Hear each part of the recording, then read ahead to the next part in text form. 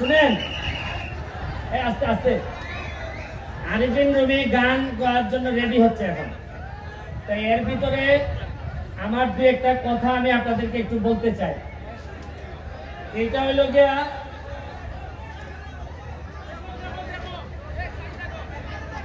আমি আস্তে আস্তে বলল না, আরে শুনো,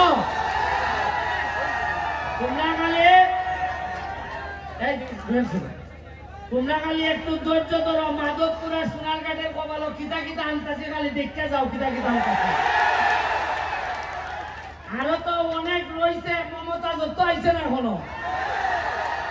গ্রামের মানুষে বলবো তোমরা মডার্ন মডার্ন গান আনো, আমার মমতাজ গান আনো লাগতো না। খালি খেলা শুরু হয়েছে। আমার নির্বাচনের পরেই আমি কইছিলাম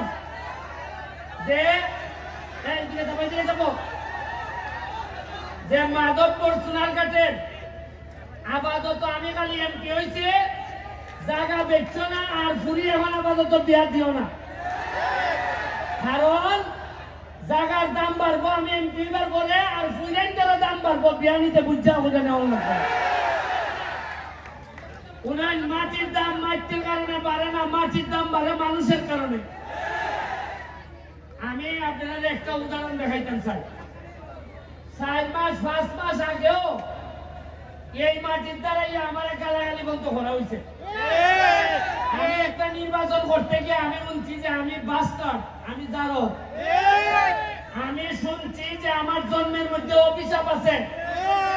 আমি শুনছি আমার দেখতে পাকিস্তানের মতো লাগে। আমি শুনছি যে তোর মতো ব্যারিস্টার হাত তোলে করে। এরপরও আমি শুনছি যে আমি ইউটিউবার, ফেসবুক করি।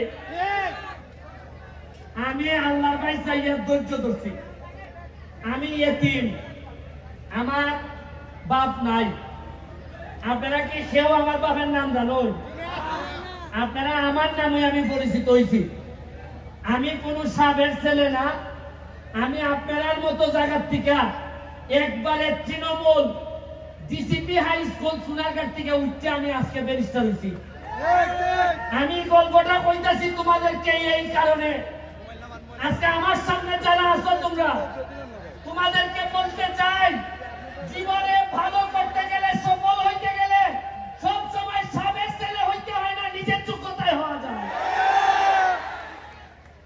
তোমরা ভাবতে পারো যে আমি ধর্মঘট, আমি কি পারবো? এই দিয়ে শুরু করেছি। তোমরা কি জানো যে এরা যে তো ক্যামেরা করতেছে, এরা যে ক্যামেরা করে, এরা আমার ভালোবাসা করে না। এরা ক্যামেরা ভিডিও করলে এরা টাকা পায়, ডলার ডলার দেখায় না, ডলার ভাই ডলার। আমি ধর্মঘটের বিষয়ে আমি খালি শুনতাম ধর্মঘট ধর্মঘট ধর্মঘট। এই ধর্মঘটের বিষয়ে আমার সম্মান শ্রদ্ধাবোধ অনেক বেশি। কিন্তু আমি এইখানে এমপি হয়ে আসার আগে এইখানে কিছু মানুষ দ্বারা অধর্ম হয়েছে আমি জানি ভালো করে। আমি যতদিন এমপি আছি এই ধর্মঘটের মাটিতে আমি আমার দায়িত্ব পালন করব। কোন অধর্ম আমার লুকি হোক, কাউকে আমি অধর্ম করতে দিব না। আমার ভাই মাত্র একটা, আমার ভাই লন্ডন থাকে। এর মানে আর কোনো ভাই নাই, আপন রক্তের ভাই নাই। কিন্তু ধর্মঘটে আইসা আমি কিছু লোকের সন্ধান পাইছি। আমি আমার আন্ডারে 21টা ইউনিয়ন আর 2টা পৌরসভা, তোমরা সরো না, দেখতে দাও। 2টা পৌরসভা, প্রতিটা ইউনিয়নে আমার আদর্শের কিছু ভাই তৈরি হইতেছে। এর মধ্যে ধর্মঘট ইউনিয়নে আমার একটা এখন পর্যন্ত আমি তারে পাই নাই, হয়তো খারাপ করে হইতেও পারে, আপনারা হয়তো আমার চেয়ে ভালো জানতেও পারেন। তবে আমার কাছে মনে হয়েছে মার পেটের না হইলেও আমার একটা আদর্শের ভাই হচ্ছে গেটুটুল। ও আমার নির্বাচন থেকে শুরু করে আজকে পর্যন্ত আমারে যেভাবে সহযোগিতা করছে, আমার কাছে মনে হয় আমারে যদি মাইরা ফেলা হয়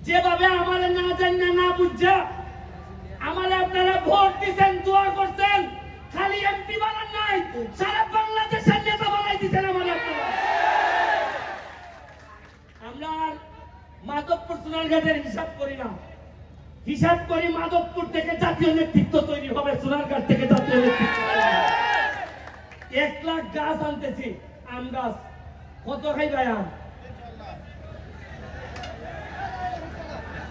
আমি আপনাদেরকে বলি, আজকে আরিফিন রনি আইছে এখানে, আজকে সাথী খান আসছে গান গাইতে, আজকে তামান্না হক আসছে গান গাইতে। কিছুদিন আগে আপনারা জানেন সোনারঘাটে আমাদের আইসিটি মন্ত্রী আসছে, সালমান মুক্তাদি, তাশরিফ খান এরা আসছে। আপনারা বুঝেন না যে এরা আসে মানে লক্ষণটা কিটা? এরা এমনি আয়, এরা বুঝে যে তারে গরু জিতেছি গা। এরা জানে, এরা তো সারা দেশ ভাঙিয়ে খায়, এরা জানে কোন জিনিসটা তো হইতেছে। এই রুমি আমি আরো প্রায় অনেক বছর আগে তারে সোনারঘাট নিয়ে আসলাম। এই সময় আমি তার আইনজীবী ছিলাম, একটা মামলা করছিল। ওই সময় সানসে ভাইয়া কিছু কম টাকা দেন নিছিলাম, বললাম যে আমি উকিল, তোমার আমার এলাকাত আইও গান গাইও না, কিছু কম টাকা রাখতো। এই সময় মাত্র 25 না 30 হাজার টাকা দিয়া, এই সময় 1 লাখ টাকা দিয়ে গান করে। ওই আমার সাইডে দিছে, ভাই আচ্ছা ভাই আপনি তো আমার আইনজীবী, এই শোন না। আর আজকে আমি এমপি, আমার ভাইটা আইছে, আজকে আমার একটা বিশ্বাস, এমন ভাবে গান গাইবো কলজাটার মধ্যে পানি দিয়ে দিব একবারে। আমরা রে ভাই মহাসড়কে যাইতেছি, মাধবপুর সোনারঘাট মহাসড়কে যাবে, 6 লেন হইতেছে। আপনাদের যে ইন্ডাস্ট্রিয়ালাইজেশন হয়েছে, সাথে যদি আমি পর্যটন নগরী করতে পারি, মনে রাখেন মৃদু অন্তত পুরো আমেরিকা না পারি, মধ্যপ্রাচ্য বানিয়ে চাইলে দিব আমি মাধবপুর সোনারঘাট। আমার কোন লোক 5 লাখ টাকা দিয়ে সৌদি যাওয়া লাগতো না, 5 লাখ টাকা দিয়ে কুয়েত যাওয়া লাগতো না। ইকেন পয়সা আপনারা দেখুন, 1 বছর সময় দেন, কিতা করতেছে আপনারা দেখুন। তবে আপনারা কাছে আমার একটা অনুরোধ, নেতৃবৃন্দ সহ 4.5 বছর পরে আমার বিদায় দিন। আমি এমন হইতে পারে আমার পক্ষে সম্ভব না এমপি থাকা, শরীর দিয়েই মানে না, 13 কেজি ওজন করছে এমপি হইবার পর। আমি আমার 4.5 বছর আপনারা সহযোগিতা করেন, দেখেন বঙ্গবন্ধু সোনার বাংলা আমি কেমনে বানাই যাই মাধবপুর সোনারঘাট। আমি আশা করি আপনারা আমার সহযোগিতা করবেন। আমি কথা দিচ্ছি, আমি যতদিন এমপি আছি আমার কোনো সম্পদ নাই, আমার ঢাকায় কোনো ফ্ল্যাট নাই, আমার কোনো প্লট নাই, আমার আমেরিকা লন্ডনে আমার পরিবার মানে আমার বউ বাচ্চা, তাদের কোনো সম্পদ নাই। আমি কথা দিচ্ছি, যতদিন এমপি থাকবো মাধবপুর সোনারঘাটের, আমি আমার পরিবার 100 জায়গার মালিকও আমি হব না। আমি এমপি যদি নিজেই মাল বানাই, তা আমার জনগণের দেখবো কোন সময়? আরে যে সম্মান দিছই, এরপর একটা মানুষের আর সম্পদ লাগে না।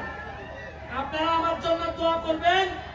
আমি আরিফিন রনির কাছে মাইক দিব, তার আম্মার জন্য দোয়া করবেন। তার আম্মাও আমার খুব পছন্দের মানুষ, দুঃসময়ের সাথী।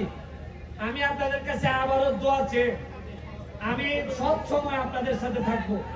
যখন গান হবে বাচ্চাদের জন্য গানে থাকবো, যখন ওয়াজ হবে ওয়াজে আমারে পাবেন, আমার যখন ঈদের আনন্দ হবে তখন পাবেন।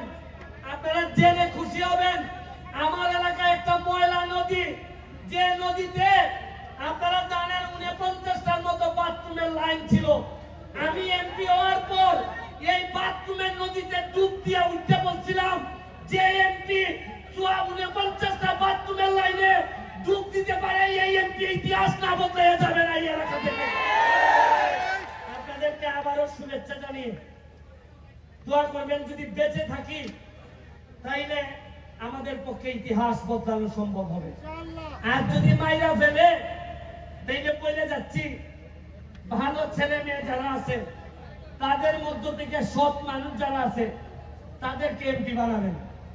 আমি যদি মারা যাই, কথা দিয়ে যাচ্ছি, আপনাদেরকে শপথ করাই যাচ্ছি, পছন্দ আপনাদের, তবে অবশ্যই আগামী নির্বাচনগুলোতে আমার হোক তোমার হোক এইটা দেখার বিষয় না, সৎ মানুষ ছাড়া, কর্মঠ মানুষ ছাড়া যেন মাধবপুরে কেউ নেতা হইতে না পারে। আমার বিরুদ্ধে যদি থাকে, সৎ যদি হয়, আমি তার সাথে থাকবো। আমি কথা দিচ্ছি, এটা আমার বাপের মৌরসী সম্পত্তি না। আমি এখানে লোক বানাইতে আসি নাই, আমি আইছি মাধবপুরের 7 লক্ষ চুনারঘাট মাধবপুরের মানুষের শপথ নিছি যে তাদের ভাগ্য বদলাবো। আর এই ভাগ্য বদলাইতে গিয়া আমার যতটুকু দৌড়াইতে হয়, যত জায়গা যাইতে হয় আমি যাব। এই কথা দিয়া আজকের মতো বিদায় নিচ্ছি। জয় বাংলা, জয় বঙ্গবন্ধু।